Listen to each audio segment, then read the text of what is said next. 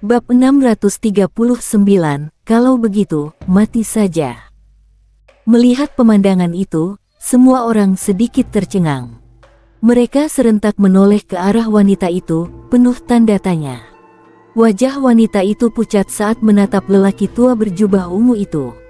Dengan takut-takut ia berkata, dia memang pergi ke reruntuhan Kyoto. Lelaki berjubah ungu itu menatap wanita itu tajam. Kenapa dia pergi ke reruntuhan Kyoto? Wanita itu menjawab dengan suara bergetar, saat dia datang, dia memberiku satu cincin penyimpanan. Dia tanya tempat mana yang paling aman. Aku bilang reruntuhan Kyoto. Sambil bicara, ia membuka telapak tangan. Cincin penyimpanan yang berisi 200.000 kristal dimensi mutu tertinggi itu muncul di tangannya. Lelaki berjubah ungu itu menatap wanita itu beberapa saat, lalu melepaskan cekikannya. Setelah itu, ia membawa orang-orangnya melangkah masuk ke dalam formasi teleportasi. Di dalam formasi teleportasi, seorang lelaki tua berkata, "Tetua Gusou, tadi kau sengaja menguji dia." Lelaki tua bernama Gusou itu menjawab datar, supaya tidak buang waktu. Lelaki tua tadi mengangguk. Segera, formasi teleportasi itu diaktifkan. Sekelompok orang itu lenyap di dalam formasi. Melihat ini, wanita itu mendadak terduduk. Ia menyeringai pahit, 200.000 kristal dimensi mutu tertinggi ini benar-benar susah didapat. Hampir saja nyawaku melayang laki-laki sialan itu. Semoga dia mampus di reruntuhan Kyoto. Begitu suaranya jatuh, ruang waktu di sekitar formasi teleportasi itu tiba-tiba bergetar halus. Satu aura misterius diam-diam menghilang. Jelas, Gusou dan yang lain barusan sama sekali belum pergi jauh. Itu. Wanita itu menatap dalam-dalam ke arah formasi teleportasi. Butuh waktu lama sebelum ia bangkit, lalu menuju ruang dalam. Ia mengaktifkan sebuah formasi teleportasi dan melangkah masuk. Saat tubuhnya ditelan teleportasi, ia langsung menghancurkan formasi teleportasi di tempat itu. Tak lama kemudian, ia lenyap dari tempat semula. Saat Rafie sadar, ia berada di dalam sebuah kamar, ia buru-buru duduk bangun. Ia masih hanya tersisa wujud roh dan sangat samar. Masih hidup. Rafie menoleh, menatap sekeliling tempat asing ini. Saat itu, pintu tiba-tiba terbuka. Seorang wanita melangkah masuk. Tepat wanita tadi. Begitu masuk, ia tersenyum, "Sudah bangun." Rafie berkata, "Terima kasih, Nona sudah menyelamatkan aku." Wanita itu tertawa, "Tidak perlu terima kasih padaku. Soalnya yang kau berikan itu benar-benar terlalu banyak." Rafie segera mengeluarkan satu cincin penyimpanan lagi dan menyerahkannya padanya. Di dalamnya ada 1.000.000 kristal dimensi mutu tertinggi. Harus diakui, ini adalah jumlah yang benar-benar super besar. Meski wanita ini bekerja di sana 10.000 tahun, ia tidak akan pernah bisa mengumpulkan 1.000.000 kristal dimensi mutu tertinggi. Melihat Rafie sungguh-sungguh begitu saja mengeluarkan 1.000.000 kristal dimensi mutu tertinggi lagi, senyum di wajah wanita itu perlahan menghilang. Terganti dengan ekspresi serius. Ia sadar, selama ini tetap saja ia meremehkan pemuda di depannya. Orang yang bisa seenaknya mengeluarkan 1-2 juta kristal dimensi mutu tertinggi. Benar-benar menakutkan. Rafie berkata, "Nona, terimalah." Wanita itu tidak mengambilnya dan ia malah terdiam. Rafie langsung menyelipkannya ke telapak tangannya. "Aku tahu Nona khawatir. Tapi tenang saja. Aku akan segera pergi dari sini. Tidak akan menyeret Nona ikut tersangkut." Wanita itu melirik Rafie, sedikit terkejut. Pemuda ini benar-benar peka. Dia bahkan bisa menebak isi pikiranku.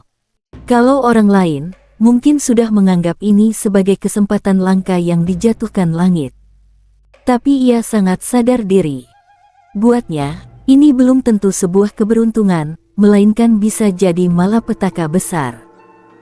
Setelah berpikir sejenak, Ia menerima cincin penyimpanan itu, lalu berkata, "Tuan muda, sebenarnya aku juga ingin kau segera pergi. Tapi kalau kau pulang sekarang, itu sama saja cari mati. Mereka tidak menemukanmu di reruntuhan Kyoto, pasti akan balik lagi ke sana dan jelas orang-orang itu bukan kaleng-kaleng. Paling lama butuh sedikit waktu, mereka pasti bisa menemukan tempat ini." Wajah Rafie perlahan menggelap. Tapi tidak lama kemudian, ia menatap wanita itu lagi. "Nona, menurutmu bagaimana?" Wanita itu berkata, "Tuan muda berani tidak berjudi sedikit." Rafie bertanya, "Taruhan apa?" Wanita itu tersenyum, "Kita pergi ke reruntuhan Kyoto." Rafie sempat tertegun. Lalu ia tertawa, "Mereka sudah mencari di reruntuhan Kyoto dan tidak menemukan apa-apa. Pasti tidak kepikiran aku akan kembali ke sana." Wanita itu mengangguk, "Benar. Besar kemungkinan mereka tidak akan mengulang pencarian di reruntuhan Kyoto. Tentu, ini bukan hal yang bisa dijamin. Orang-orang itu jelas tidak sederhana. Jadi kita harus berani bertaruh." Rafie berkata, "Nona juga mau ikut?" Wanita itu tersenyum getir, "Kalau mereka tidak menemukanmu di reruntuhan Kyoto, menurutmu mereka akan cari siapa?" "Pasti aku juga ikut dicari." Rafie berkata pelan, "Aku yang menyeret Nona ke dalam masalah." Wanita itu menggeleng, "Aku yang serakah." Rafie berkata, "Kita berangkat sekarang." Wanita itu menjawab, "Harus tunggu dulu. Sekarang mereka seharusnya masih menyisir reruntuhan Kyoto." Rafie mengangguk, "Baik." Sambil berkata demikian, ia melihat sekeliling, "Nona, ini tempat apa?" Wanita itu menjawab, "Ini dunia langit maya. Di sini adalah sekte langit maya." "Dari caramu bertanya, sepertinya kau belum pernah dengar nama sekte langit maya." Rafie mengangguk, "Belum." Wanita itu menjelaskan, sekte langit maya adalah sekte yang khusus bergerak di bidang alkimia dan pembangunan formasi. Formasi di hampir semua dari ke-13 alam semesta dimensi itu, pada dasarnya dikerjakan oleh sekte ini. Kekuatan kami berada di tingkat menengah atas di antara semua alam semesta 13 dimensi itu." Rafie menatap wanita itu, "Nona berasal dari sekte langit maya?" Wanita itu tertawa, "Iya. Aku cuma murid luar kecil di sekte langit maya.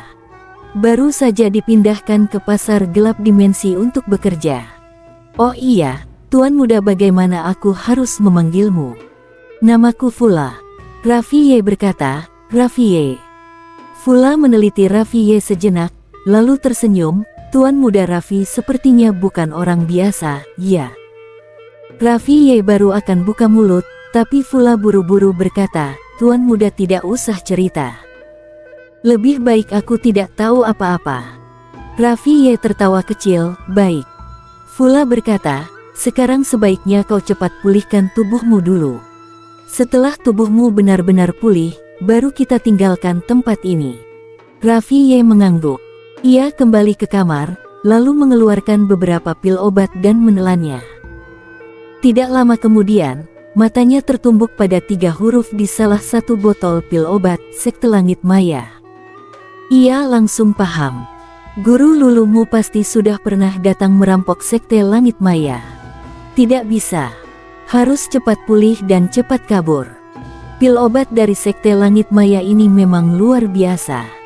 Tidak lama setelah ia menelannya, tubuh fisiknya sudah pulih total. Bukan hanya itu, jiwa primordialnya juga pulih 7-8 bagian. Ia melirik ke dalam cincin penyimpanan miliknya. Ia mendapati, ia masih punya lebih dari 35 juta kristal dimensi mutu tertinggi. Sudut bibirnya tak kuasa berkedut. Guru ini sebenarnya sudah merampok berapa banyak kekuatan. Kulit kepalanya mendadak terasa kesemutan. Seolah teringat sesuatu, ia bertanya dalam hati, "Nona Tai, sekarang aku sedang diburu orang. Apa kau punya saran bagus?" Tai menjawab, "Bunuh saja mereka semua." Wajah Rafie langsung kaku, "Aku tidak sanggup. Tidak ada cara lain. Tai berkata, kalau begitu, mati saja. Sialan. Wajah Rafie langsung menghitam. Itu masih bisa disebut omongan manusia. Sepertinya Tai benar-benar tidak bisa diandalkan. Tiba-tiba Tai bersuara lagi, perempuan jalang itu pergi ke lautan terlarang. Rafie tentu paham siapa yang ia maksud. Ia balik bertanya, Nona Tai pernah ke lautan terlarang? Mata Tai berkilat sebentar, perempuan jalang, jangan bilang kau benar-benar mati di dalam sana. Mendengar kata-kata Tai, wajah Rafie perlahan mengeras. Kelihatannya, lautan terlarang itu memang sangat berbahaya. Hanya saja, ia tetap punya kepercayaan pada gurunya, Lulumu. Seperempat jam kemudian, setelah jiwa Rafie juga pulih sepenuhnya, ia keluar dari kamar dan mencari Fula. Sekarang kita berangkat. Fula mengangguk, baik. Selesai bicara, ia mengeluarkan sebuah piringan bundar dan mengetuknya pelan. Sebuah formasi teleportasi langsung terbentang di depan mereka berdua. Fula menoleh memandang sekeliling, ekspresinya rumit. Begitu aku pergi dari sini, aku resmi jadi pengkhianat. Abis berkata, ia menggeleng sambil tertawa tipis, ada yang didapat, ada yang dikorbankan. Mereka berdua masuk ke dalam formasi teleportasi. Tidak lama, formasi itu menyala. Keduanya lenyap dari tempat semula. Tak berselang lama, saat keduanya muncul lagi, mereka sudah berada di tengah sebuah kawasan reruntuhan. Rafie membuka mata dan memandang. Yang terlihat hanya puing-puing sejauh mata memandang. Tak terlihat ujungnya. Di langit, melayang-melayang pula tak terhitung jurang ruang waktu dan berbagai bangunan terbengkalai. Rafie berkata, ini reruntuhan Kyoto. Fuan mengangguk, iya. Kau juga belum pernah dengar reruntuhan Kyoto, kan? Rafie menggeleng. Sejak naik ke alam semesta 13 dimensi, ia terus fokus berlatih. Pengetahuannya tentang dunia luar sangat terbatas. Fula menjelaskan, dulu di sini ada satu kekuatan super bernama Kyoto. Mereka dulu sangat-sangat kuat. Popularitasnya bahkan berada di atas istana kekaisaran reruntuhan suci saat masa puncaknya. Lalu kemudian, kekuatan Kyoto ini mengumpulkan semua ahli puncak mereka dan menerobos masuk ke lautan terlarang. Lalu, tidak ada satupun yang kembali. Rafie bergumam rendah, lautan terlarang. Fula mengangguk, itulah zona terlarang paling berbahaya saat ini. Banyak ahli di ranah segel perjanjian tewas di sana. Rafie bertanya, tempat seperti apa itu? Fula menjawab, konon di sana ada jalan menuju alam semesta dimensi yang lebih tinggi. Tapi selama bertahun-tahun ini, para ahli dan kekuatan dari berbagai alam semesta 13 dimensi silih berganti menjelajahinya. Tidak ada satupun kabar yang kembali. Termasuk kemudian ada seorang kaisar yang pernah tak terkalahkan di dunia. Ia pun lenyap total setelah masuk ke sana. Rafie terdiam. Tai. Jelas, masalah yang menimpa tubuh Tai dulu pasti berkaitan dengan lautan terlarang itu. Dalam hati, Rafie berkata, Nona Tai, dulu apa yang terjadi padamu di lautan terlarang itu? Tai tidak menjawab. Rafie sebenarnya tidak terlalu tertarik dengan pengalaman Tai. Yang ia khawatirkan sekarang adalah gurunya, Lulumu. Walaupun kekuatan gurunya benar-benar kuat, lautan terlarang ini jelas bukan tempat biasa. Ia tentu saja sangat cemas. Fula melanjutkan, setelah para ahli puncak Kyoto itu menghilang, tempat ini langsung diserbu banyak kekuatan besar. Hanya saja, waktu itu semua orang tidak menyangka kalau Kyoto masih menyisakan seorang ahli yang tidak ikut masuk. Ahli itu bertarung habis-habisan di sini melawan begitu banyak ahli dimensi. Katanya, pertempuran itu benar-benar sangat sengit. Banyak sekali ahli dari berbagai peradaban dimensi lain yang tewas di sini. Sambil bicara, ia memandang ke arah jurang-jurang ruang waktu di langit. Jurang-jurang ruang waktu itu adalah sisa dari pertempuran saat itu. Setiap jurang ruang waktu terhubung ke satu alam semesta dimensi yang tak dikenal. Raffi Ye menatap jurang-jurang ruang waktu itu. Di dalamnya dipenuhi kekuatan aneh yang tidak dikenal. Orang biasa sama sekali tidak mungkin mendekat. Tiba-tiba Raffi Ye menoleh ke arah Fula. "Nona, kau tahu bagaimana caranya pergi ke lautan terlarang?" Fula berkedip, "Jangan bilang kau mau ke lautan terlarang." Raffi Ye berkata, "Tempat yang paling berbahaya, justru yang paling aman."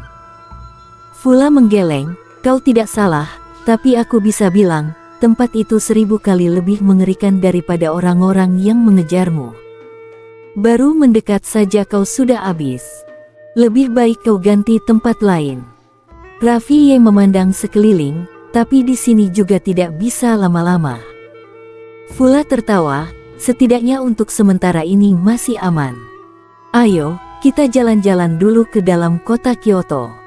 Siapa tahu bisa memicu semacam kesempatan spesial." Bab 640, Woody Yang. Kyoto. Raffi Ye menatap sekeliling dengan rasa ingin tahu. Dari luasnya puing-puing di sekitar, bisa dibayangkan betapa dulu tempat ini pasti pernah luar biasa ramai dan makmur.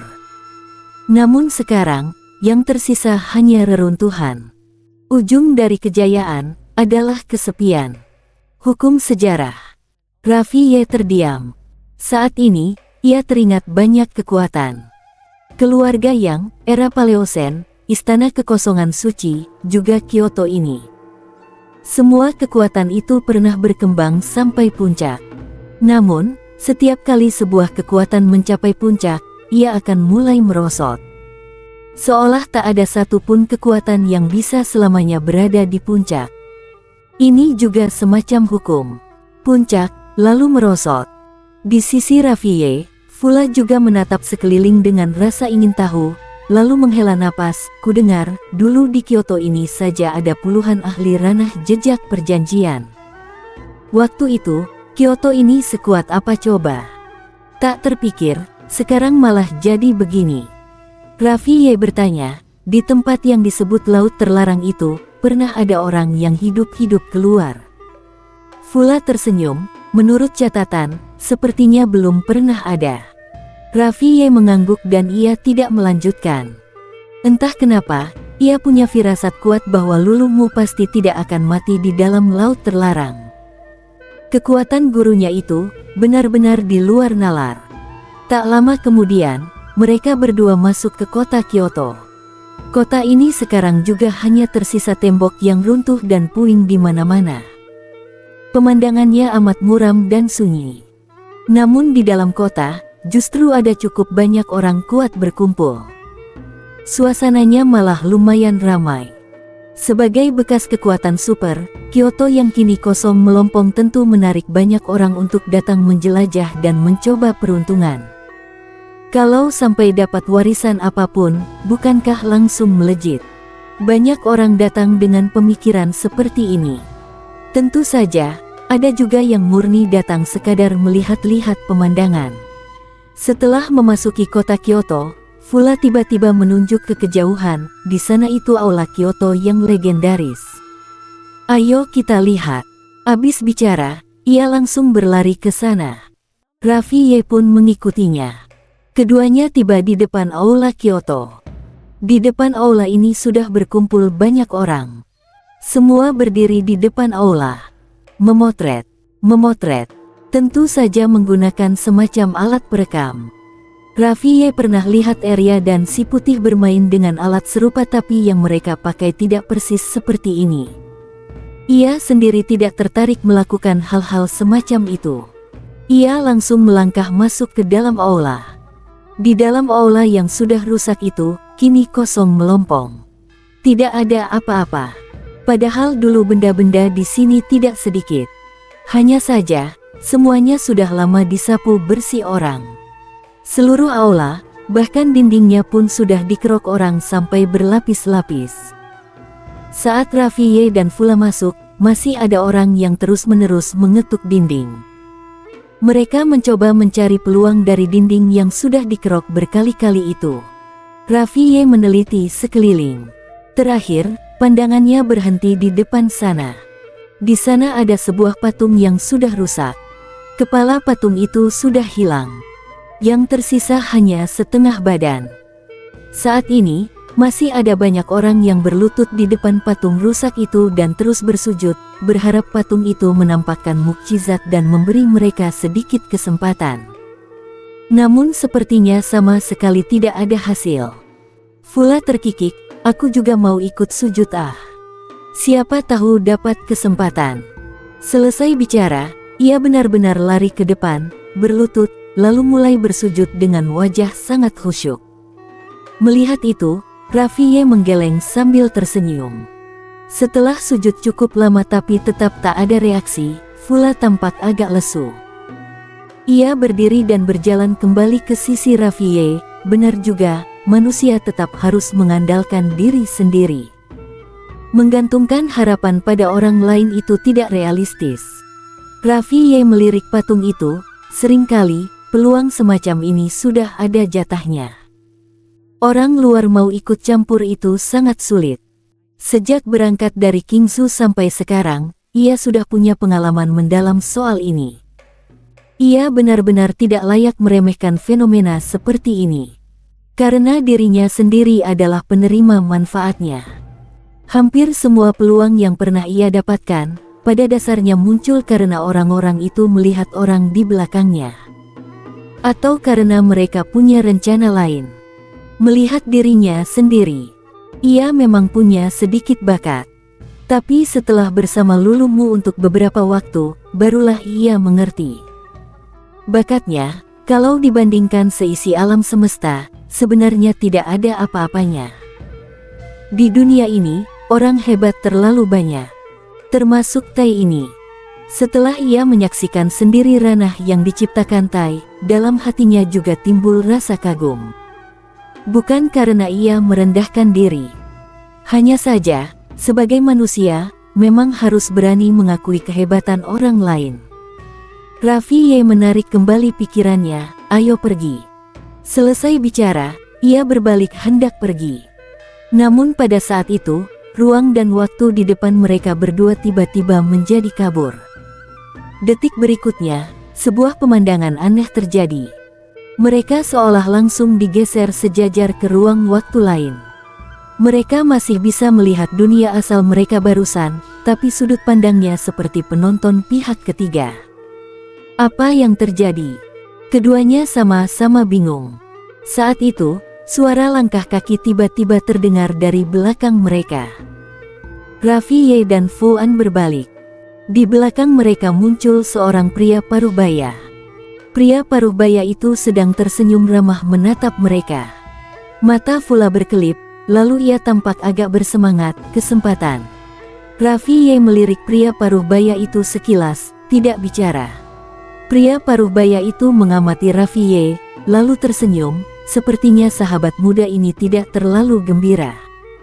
Rafie ikut tersenyum, tidak juga.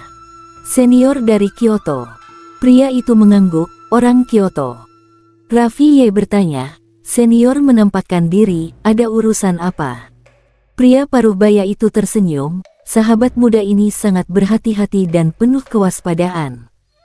Tidak seperti yang lain. Kalau orang lain melihat aku muncul, pasti girang bukan main. Tapi kamu justru sebaliknya. Fula melirik sekilas ke arah Rafie, tidak bicara.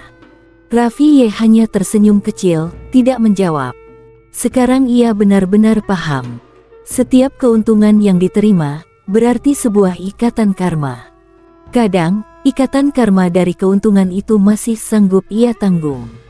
Tapi ada juga keuntungan dengan ikatan karma yang benar-benar tak sanggup ia pikul. Guru Lulumu memberikan semua cincin penyimpanan itu kepadanya, sebenarnya ingin mengajarkan prinsip ini. Namun awalnya, ia dibutakan oleh harta. Dikasih berapa, diambil semua. Ia mengabaikan kekuatannya sendiri. Kali ini ia hampir benar-benar tamat riwayat. Pria parubaya itu tiba-tiba berkata, sahabat muda, mau tidak melakukan satu transaksi? Rafie menatap pria itu, senior jelaskan dulu. Pria itu tersenyum, dulu, kakak-kakakku tidak mau mendengar peringatanku. Mereka ngotot masuk ke laut terlarang. Akhirnya tak satu pun yang kembali.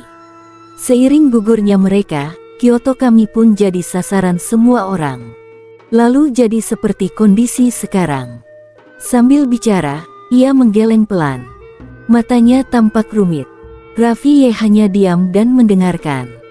Pria itu menatap Raffi Ye, sahabat muda, terus terang saja. Alasan aku mencarimu adalah karena aku merasakan adanya karma khusus di tubuhmu. Sebenarnya, di luar sana juga ada banyak orang hebat. Tapi mereka sama sekali tidak sanggup menanggung ikatan karma ini. Kalau aku memilih mereka, justru akan mencelakakan mereka. Raffi Ye berkata, senior merasa aku sanggup menanggungnya. Pria itu mengangguk. Raffi Ye bertanya penasaran, dari mana bisa yakin begitu? Pria itu tersenyum, sekarang kamu sedang diburu untuk dibunuh. Jumlah pihak yang mengejarmu juga tidak sedikit. Paling-paling seburuk apa lagi coba? Wajah Raffi Ye langsung menggelap. Pria paruh baya itu membuka telapak tangannya. Sebuah cincin penyimpanan muncul di tangannya. Di dalam cincin ini, ada 20 juta keping kristal dimensi kualitas tertinggi. Selain itu, ada satu artefak ilahi ranah jejak perjanjian. Mata Fula di sampingnya seketika berbinar. Namun tak lama kemudian, ekspresinya menjadi sangat serius. Raffi Ye hanya memandangi cincin itu sekilas dengan tenang, lalu bertanya, senior ingin aku melakukan apa? Pria itu berkata, pergi sekali ke laut terlarang. Begitu kata-kata ini keluar, wajah Fula langsung berubah drastis. Raffi Ye menatap pria paruh baya itu, senior pasti tahu laut terlarang itu tempat seperti apa. Pria itu mengangguk, tahu. Raffi Ye tersenyum tipis, senior benar-benar menilainya terlalu tinggi. Menurut senior, aku sanggup pergi ke tempat itu. Pria paruh baya itu menjawab, tujuanku cuma satu. Setelah kamu pergi ke sana nanti, lihat apakah mereka benar-benar mati di dalam, atau terjadi sesuatu yang lain. Raffi Ye terdiam sejenak, lalu berkata, senior, begini saja. Aku tidak pergi sekarang. Aku akan pergi di masa depan. Paling lama 1000 tahun. Dalam 1000 tahun, aku pasti akan pergi. Pria paruh baya itu tersenyum, tentu saja bisa. Aku juga tidak memaksa kamu berangkat sekarang. Raffi Ye tertawa kecil, kalau begitu, boleh. Sembari bicara, ia langsung menyimpan cincin penyimpanan itu. 1000 tahun. Dalam kurun 1000 tahun, apa itu laut terlarang? Bukan apa-apa. Untuk hal ini, ia masih cukup percaya diri. Tapi sekarang, jelas belum waktunya. Raffi Ye lalu bertanya, senior pernah pergi ke laut terlarang? Pria itu mengangguk, pernah ke bagian luarnya. Tidak pernah masuk terlalu dalam. Raffi Ye bertanya lagi, di dalamnya ada apa? Pria itu tersenyum, aku juga tidak tahu. Tapi tempat itu sangat ganjil. Kudengar itu adalah sebuah ranah rahasia dimensi yang sangat tinggi. Tentu saja, belum tahu juga benar tidaknya. Raffi Ye terdiam sejenak, lalu berkata, senior tidak pernah terpikir untuk membangkitkan kembali kejayaan Kyoto. Pria itu menggeleng, sudah tidak mungkin. Memang dulu kami masih ada beberapa orang yang selamat. Tapi ingin memulihkan Kyoto. Kecuali muncul monster jenius yang benar-benar tiada duanya. Kalau tidak, sama sekali tidak ada kemungkinan. Raffi Ye mengangguk pelan, tenang saja, senior. Dalam 1000 tahun ini, setelah aku pergi ke laut terlarang, aku pasti akan menyelidiki tuntas tentang para senior Kyoto itu. Pria paruh baya itu mengangguk, kalau begitu, terima kasih. Aku akan selalu menunggu di sini. Tanpa kabar pasti tentang mereka, aku tidak tenang untuk pergi. Raffi Ye mengangguk, jaga diri. Pria paruh baya itu melambaikan tangan pelan. Raffi Ye dan Fula pun kembali ke dunia nyata semula. Ia melirik sekeliling sebentar, lalu berkata, kita cari dulu tempat tersembunyi untuk bersembunyi. Selesai bicara, ia membawa Fula menghilang dari tempat itu. Di sisi lain, paman yang membawa Lon Yang ke sebuah hamparan kekosongan. Ia memandangi sekeliling, lalu berkata pelan, akhirnya aku menemukan tempat siang yang tertandingi gugur di masa lalu. Lon Yang melihat sekeliling dengan bingung, tempat gugurnya leluhur. Guru, setahuku, leluhur dulu sepertinya memang tidak mau dihidupkan kembali. Kalau guru membangkitkan beliau, takutnya akan membuat kakek buyut murka. Sekarang ia sudah mengakui paman yang sebagai guru. Raffi Ye punya guru, tentu Lon Yang juga harus punya guru. Paman yang menoleh menatap Lon Yang, ingat baik-baik. Jangan pernah punya rasa segan atau gentar terhadap para orang tuamu. Karena kalau kamu gentar pada mereka, seumur hidup kamu tak akan pernah bisa membuka satu halamanmu sendiri di silsilah keluarga, paham? Membuka satu halaman tersendiri di silsilah keluarga. Kedua tangan Lon Yang perlahan mengepal. Tatapannya menjadi mantap, guru, aku mengerti. Benar seperti yang dikatakan Paman Yang. Di kehidupan kali ini, Lon Yang harus membuka satu halaman tersendiri di buku silsilah keluarga Yang. Paman Yang menoleh memandangi sekeliling. Ia membuka telapak tangan. Segel dewa dimensi yang diberikan Christian muncul di tangannya. Paman Yang langsung mengaktifkan segel dewa dimensi itu. Tak lama kemudian, struktur dimensi di tempat itu langsung menunjukkan pembalikan yang mengerikan dan ganjil. Lon Yang berkata dengan suara berat, guru, kalau kakek buyut turun tangan untuk menghentikan. Memegang segel dewa dimensi, kepercayaan diri paman yang sedang memuncak. Ia langsung menyeringai kejam, aku takut sama Harry Yang. Sekarang, justru Harry Yang si gila itu yang seharusnya takut 3 bagian padaku. Bersambung.